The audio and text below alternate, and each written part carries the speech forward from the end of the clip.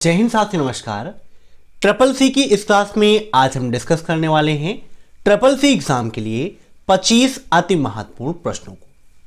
यह सभी प्रश्न ट्रिपल सी की पिछली परीक्षाओं पर आधारित हैं और ट्रिपल सी की आगामी परीक्षा मार्च 2021 अप्रैल 2021 के लिए काफी ज्यादा इंपॉर्टेंट है। दोस्तों, एग्जाम से पहले आप ट्रिपल सी की 1100 प्रश्नों की महामैराथन क्लास को जरूर देखिएगा, क्योंकि ट्रिपल सी की तैयारी आप सिर्फ और सिर्फ एक वीडियो से कर सकते हैं, वो भी ट्रिपल सी की महामैराथन क्लास से। और ट्रिपल सी एग्जाम में उससे काफी ज्यादा क्वेश्चंस पूछे जाते हैं, ऐसा स्टूडेंट्स एग्जाम देने के बाद बताते हैं। दोस्तों, जिन्हें भी पीडीएफ की आवश्यकता है वह वीडियो के नीचे दी गई 2000 क्वेश्चंस की पीडीएफ के लिंक के द्वारा पीडीएफ को डाउनलोड कर सकते हैं। तो टाइम वेस्ट ना करते हुए चलिए शुरू करते हैं आज की ये क्लास, क्योंकि सीधी बात नो बकवास, यही है अभय एक्सेल की class. Let's begin in this top.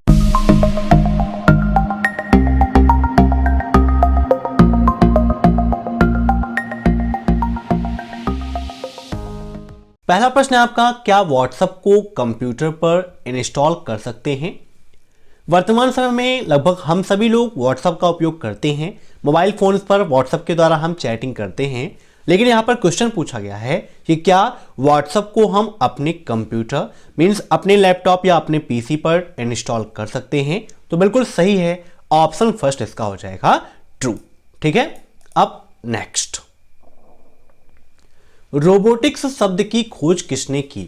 Robotics बताइए, काफी इंपॉर्टेंट क्वेश्चन ये भी आपका। लास्ट चैप्टर है overview of future skill and cyber security का, वहां पर एक टॉपिक है रोबोटिक्स और इस शब्द की खोज की थी आइजक असिमोव ने। Option first is right. अब नेक्स्ट, टेलीग्राम के फाउंडर कौन है?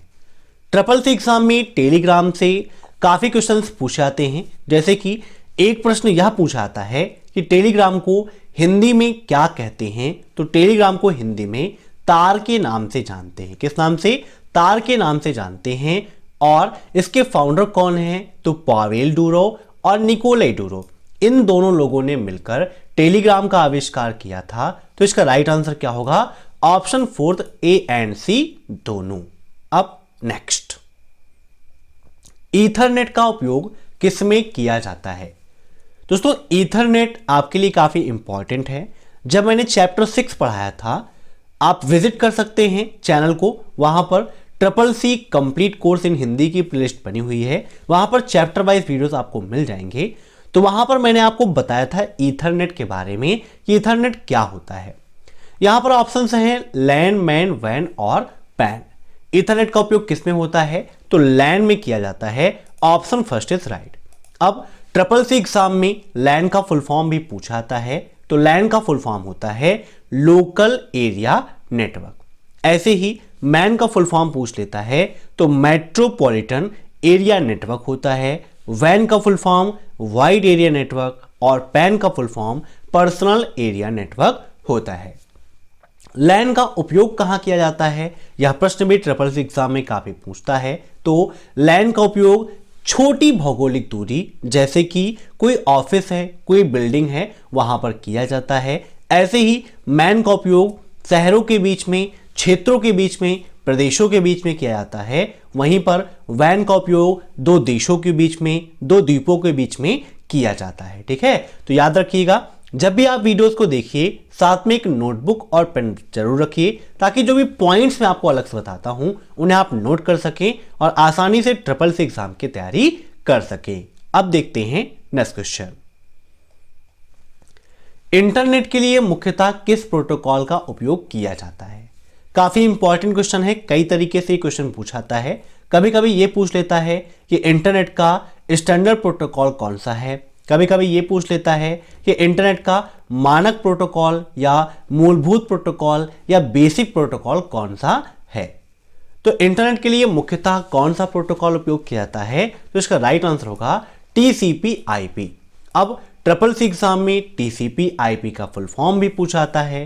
तो TCP/IP का फुल फॉर्म होता है ट्रांसमिशन कंट्रोल प्रोटोकॉल और IP का फुल फॉर्म होता है internet protocol.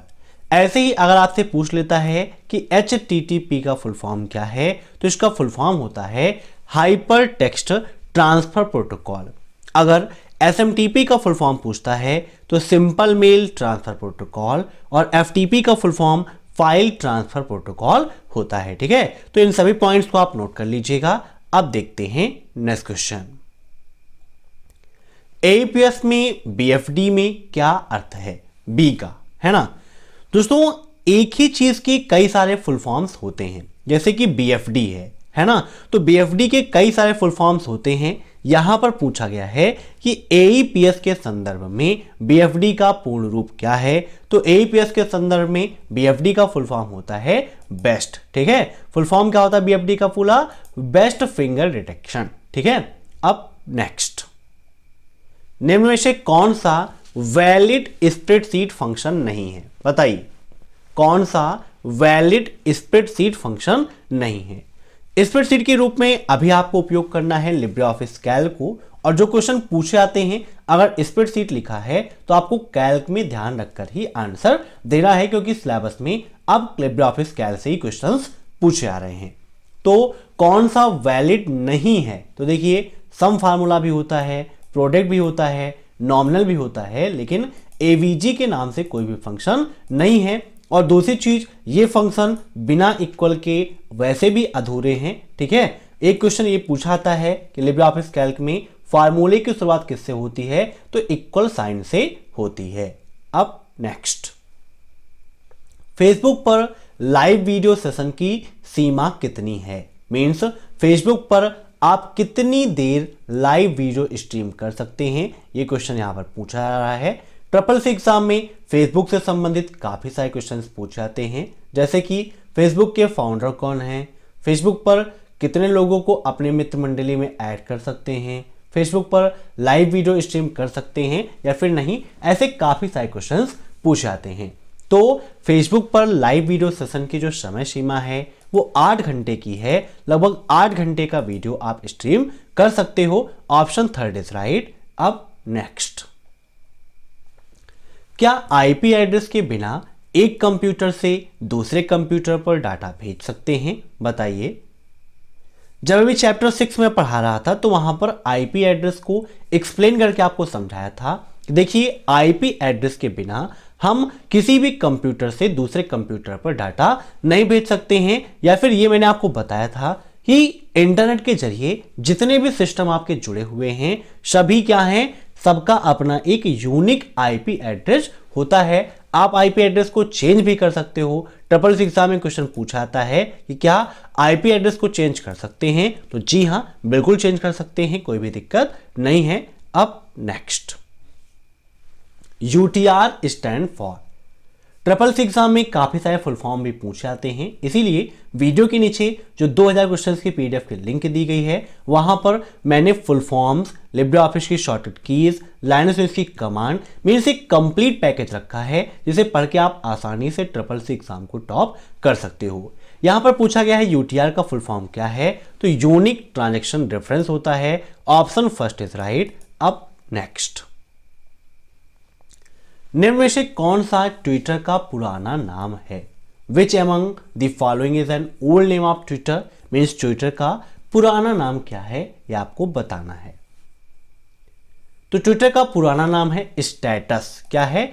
Status. Option first is right. अब नेक्स्ट, इसे हम मूल नाम भी कहते हैं। कभी कभी पूछ लेता है कि ट्विटर का मूल नाम क्या है, तो स्टेटस है। अब नेक्स्ट क्वेश्चन देखते हैं हम, इनमें से सबसे हल्का प्रोटोकॉल कौन सा है?